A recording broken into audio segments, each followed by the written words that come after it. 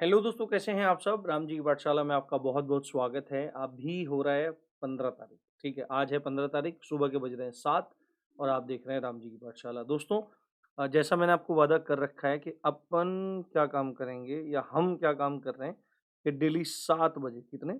Daily 7 बजे आपके साथ करंट अफ़ेयर लेकर के उपस्थित हो जाएँगे। डेली बस इस 10 मिनट के खेल में आपको अपना साथ निभाना है और बाकी करंट अफ़ेयर के चक्कर में आपको नहीं पड़ना है।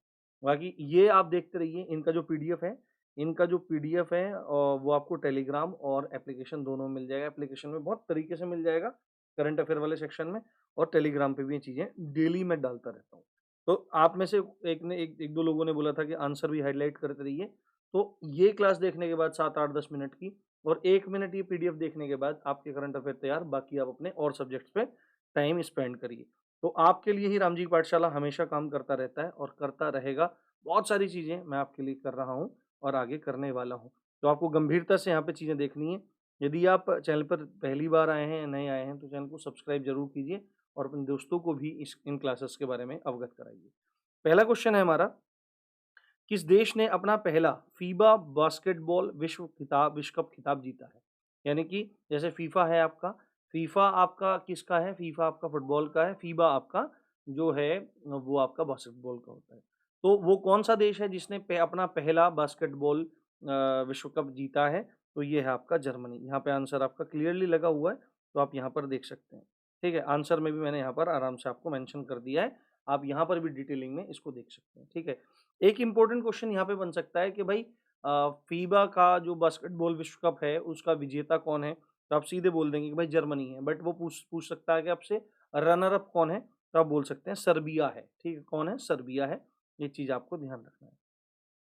अगला क्वेश्चन है हमारा, ब्रिटेन के उस वैज्ञानिक का नाम बताइए जिसने पहला स्तनपायी क्लोन, देखो आपको ये क्वेश्चन आपने बहुत बार एग्जाम्स में देखा होगा, खासकर एसएससी का बहुत फेवरेट क्वेश्चन है डॉली के बारे में।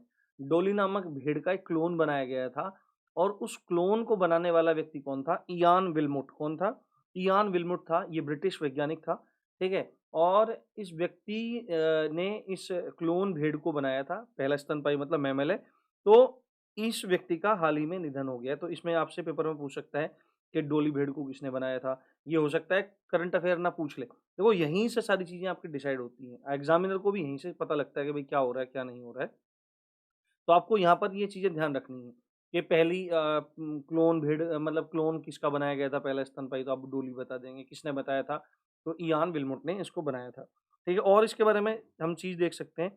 इसका पूरा नाम क्या था भेड़ का? डॉली द शीप, है ना? को बनाने में मदद करने वाले ब्रिटिश वैज्ञानिक इयान विल्मुट का निधन हो गया है। विल्मट और उनकी टीम ने 1996 में वयस्क कोशिका से क्लोन किया गया पहला स्तनपायी बनाया था, डॉली को बनाया था। ठीक है। अगला क्वेश्चन है हमारा तीसरा, सितंबर 2023 में किस राज्य सरकार ने सेवा क्षेत्र के लिए नई नीति को मंजूरी दे दी है? आपको पता होना चाहिए कि अर्थव्यवस्था का तीसरा और महत्वपूर्ण सेक्टर है आपका सर्विस सेक्टर यानी कि सेवा क्षेत्र है और इसके लिए बिल्कुल नई नीति की मंजूरी देने वाला कौन-सा राज्य बन गया है? तो उत्तराखंड ने बिल्कुल नई आपकी नीति मंजूर कर दी है इसके लिए, आपके सेवा क्षेत्र के लिए। क्या किया है? कि इस नीति के माध्यम से 20 लाख रोजगार सृजित करने यानी कि 20 लाख जो एम्प्लॉयमेंट है 20 लाख लोगों को रोजगार इससे मिलेगा और 10 लाख श्रमिक को के कौशल विकास को सुविधाजनक बनाने का लक्ष्य रखा गया है। अब ये कितना धरती पे उतरता है उतना तो बात रखा जाएगा। इस नीति में स्वास्थ्य, शिक्षा, आतिथ्य, कल्याण, आईटी, डेटा सेंटर, खेल और फिल्म उद्योग को शामिल किया गया है। ठीक है। अगला क्वेश्चन है हमारा यहाँ पर, राज्य के स्वामित्व वाली भारतीय सौर ऊर्जा निगम, है ना? भारतीय सौर ऊर्जा निगम के निदेशक वित्त के रूप में किसे नियुक्त किया गया है? तो एसईसीआई, है ना? तो ये आपको याद रखना है, एसईसीआई यानी कि भारतीय सौर ऊर्जा निगम, इसका जो निदेशक डायरेक्टर फाइनेंस, वित्त का मतलब फाइनेंस, ये किसको नियुक्त किया गया है? तो जोशीत रंजन सिकदार, किसको? जोशीत रंजन सिकदार को एसईसीआई यानी कि भारतीय सौर ऊर्जा निगम का निदेशक फाइनेंस नियुक्त किया गया है। इनके बारे में 1-2 चीज़ और देख लेते हैं। जोशित रंजन सिकीदार ने राज्य के स्वामित्व वाली solar energy corporation of India, है ना? Solar energy corporation of India के निदेशक के रूप में पदभार संभाला है। इस नियुक्ति से पहले सिकदार राइट्स लिमिटेड के समूह प्रबंधक और कंपनी सचिव के रूप में कार्यरत थे। ठेकेदार क्या है, एक सीए हैं, कंपनी सेक्रेटरी रह चुके हैं, कॉस्ट अकाउंटेंट रह चुके हैं और वित्त में इन्होंने एमबीए किया है, फाइनेंस में इन्होंने एमबीए किया है। अगला क्वेश्चन है हमारा, G20 sustainable finance working group, है ना, ये आपको याद रखना है। G20 sustainable finance working group की आखिरी बैठक किस शहर में हुई, तो ये आपको याद रखना है, वाराणसी में हुई है। कहाँ पे? वाराणसी में हुई है।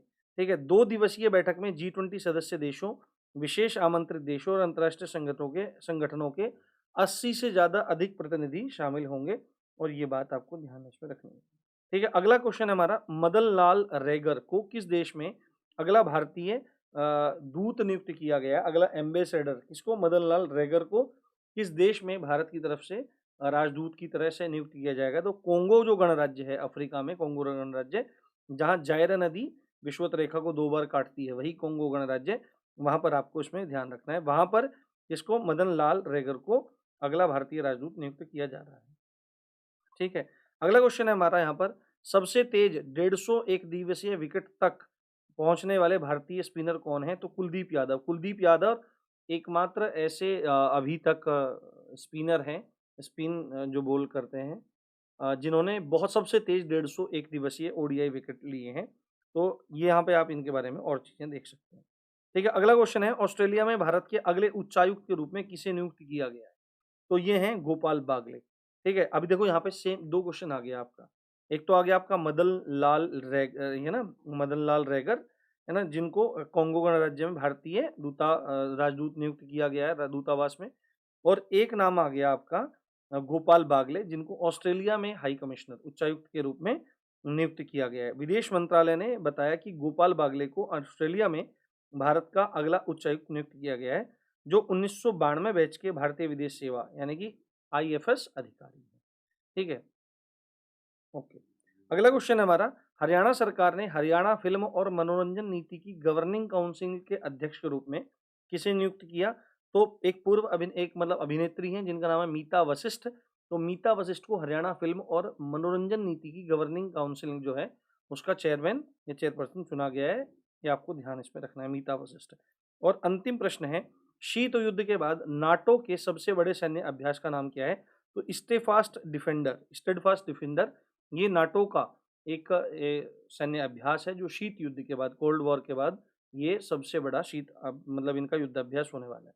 नाटो के सदस्य देश शीत युद्ध के दौर के बाद से अपना सबसे व्यापक सैन्य अभ्यास करने की तैयारी कर रहे हैं।